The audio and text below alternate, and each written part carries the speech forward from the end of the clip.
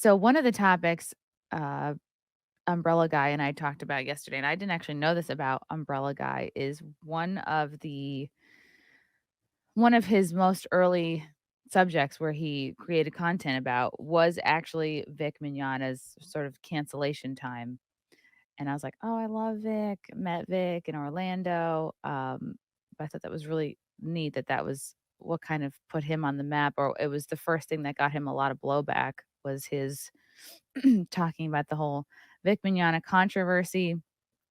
And I see that Vic put out, and I have not even watched this yet, but I see Vic put out a video yesterday about, I guess, all of his cancellation struggles. So let's watch it because I love Vic. Hey there, everybody. Uh, I wanted to make a little video that I felt was long overdue. You guys have seen plenty of comments and horrible, hateful, slanderous, bullying, mean comments on social media. And I wanted you guys to know that they do not reflect what actually happens at these actual events that I've Mm. done. I have now done more than 40 events just in the last few years since the social media stuff started. People have shot videos at a lot of different events, and I want to share some of them with you. What you're Oh, looking at are events from store signings and shop signings to convention oh, events just in the last couple of years. And what wow, you'll see is that while there are 5 or 10 people on the internet who bully and threaten and call wow, and try to forcibly keep people from having me at events, wow. there are literally This music hundreds is great. upon hundreds, thousands of Wow. people that actually want to be there and are happy to have me there. If you look at the one, there's a timestamp in the corner, and it was a 10-hour solid signing session. The line never stopped. Wow. That's the reality. That's amazing. And, on social media, you can say whatever you want.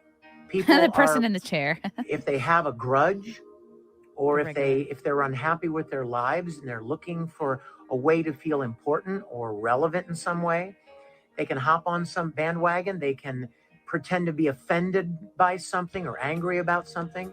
They could say whatever they want. And that's scary. It should scare all of you. And I just felt like it was important to put out there that there are hundreds upon hundreds of good people Wow. that show up. And the experience and the exchanges and the interactions are always wonderful. I love people. Oh, I love meeting people and having them share their stories and their lives and the things that have mattered to them. oh. It's always been very precious to me and will continue to be at any of the events that I'm afforded the opportunity to be at. Certainly hope to see a lot of you there, but I wanted to just put together this short little video to give you all an idea of the reality of the events that I do, not just what you read on social media. Wow. Have a great week. God bless all of you. I will hope to get to see you in person sometime soon. Oh, Vic is the man. He's the best. When I first met him, I was blown away. I just thought, "Oh my god, he's this, like, famous dude." Like, he and I probably gonna have nothing in common. Was never a fan of Star Trek. Like, I'm not into anime. I've seen nothing that he's done. But I was at the Geeks and Gamers house after we did FNT in Orlando, and he was supposed to come a little bit earlier, but then he did finally show up, and he walks in, and he's such a presence.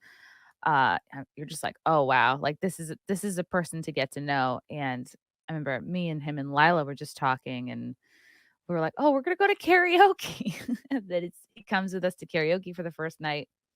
We went to this, like, hole in the wall bar in Florida. We tore up the place. Everyone there must have been, like, 70 years old and all townies, and it was just so funny, and they're all in kind of, like, these bad Halloween costumes, and we come in there like with 6, 7 of us, me, Vic, Lila, Marshall, Lindsay, Stancil. God, who else was there that first day? Missy, I think, or maybe she came the second night. And what a performer. He was going up. I don't know if you guys didn't see, like, any of the Content House coverage, but we caught some of it there. He is such a performer, and exactly what he said, his love for people comes through so clearly because he's not just singing and entertaining, but, like, he's going up to people. He was going into the crowd, going up to people at the bar, serenading old women, serenading fat people, like, this guy loves everybody and literally he made everybody's night, made our night for sure. It just made it so much more fun, dancing with people, had an absolute blast, and then I was driving him back to the Geeks and Gamers house after the karaoke, and, like, still, I barely, like, know this guy, but both ways, but more so on the way when I was driving him back, he was talking about how, like, a gig or an appearance of his was just canceled. I don't know if it was in Oklahoma, I kinda forget, but he was, like, really upset about it because he's literally on the phone dealing with it, and I was like, "Dude," and that's when he and I bonded. I was like, "Fuck this, like, you can't let it get to you. You have to focus on who comes out to see you. You have to remember that it's just a very small vocal minority of people who wanna shut you down, and just think about all the people who love you, who you never hear from, who aren't, like, online or on social media, who aren't, like, interacting. They're just you forget there's so many people who don't even fuck with social media. Those are called happy people." And I hope that my talk with him helped or at least made him feel kind of, like, less alone in the fact that, like, yeah, this is happening to a lot of us. People will purposely misunderstand you to shut you down because it makes them feel powerful, and it's easier to do that than to make something with their lives or create. It's easier to destroy than it is to create, etcetera. So, I felt really blessed to meet him, and then we were hanging out again at the Geeks and Gamers meetup at this, like, beautiful hotel in Orlando, and I remember, like, we were in between the meet and greet sessions. We had, like, maybe an hour chunk of time, and so we went and I'm still, like, even though I don't follow his stuff, I'm still, like, very starstruck by him and his presence because he's, like, such a snappy dresser too, like, he's just a fucking cool guy.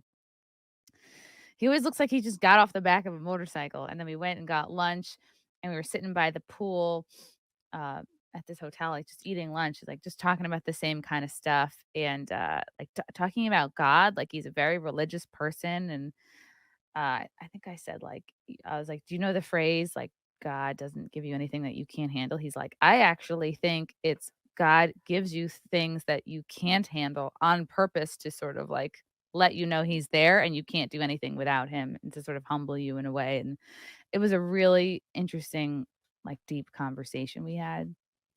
He's just such a great guy, and, I'm happy he put this out here because it's easy to have days where you are just looking at the negative comments, where you just kinda spiral down and you get down on yourself, and, uh, he's just such a great guy. I hate that people are going after him, and he mentioned, there were people that, I think there was a girl who was, like, thinking about ending it, who, went up to him at one of these meetups and just was, like, in tears, and her mother was in tears, and they were like, "Thank you, like, Star Trek Continues got me through a really hard time," and, like, I meet people like that too, like, I'll see comments like that, and it's so meaningful, uh, just the fact that you could even help one person through a difficult time by just fucking telling dick jokes or whatever it is that I'm doing here, so when we talk about these events that get canceled, like a few people, like same thing when we had the cognitive dissonance show, that got shut down by Antifa because Gavin McGinnis was involved. And actually you guys should see, like, Josh Denny he was on Tucker, and then Fox did another piece of Josh. You know what? Maybe I should play that. I want to find that footage. But I'm happy that another reporter did another piece on Josh because it was a little bit more detailed about what he's been going through. Anyway, so the point is, it's not just about, yeah, sure, a few noisy people hate you and shut it down, but you're not only robbing the comedians, the performers, someone like Vic, the opportunity to connect with people, but you're also robbing those people of the chance to, let's say that Vic did get someone through a really hard time and they were planning to show up at this event so that they could thank him. You're also robbing the audience, of their opportunity to connect with the performers. So it's pretty selfish. It's pretty gay.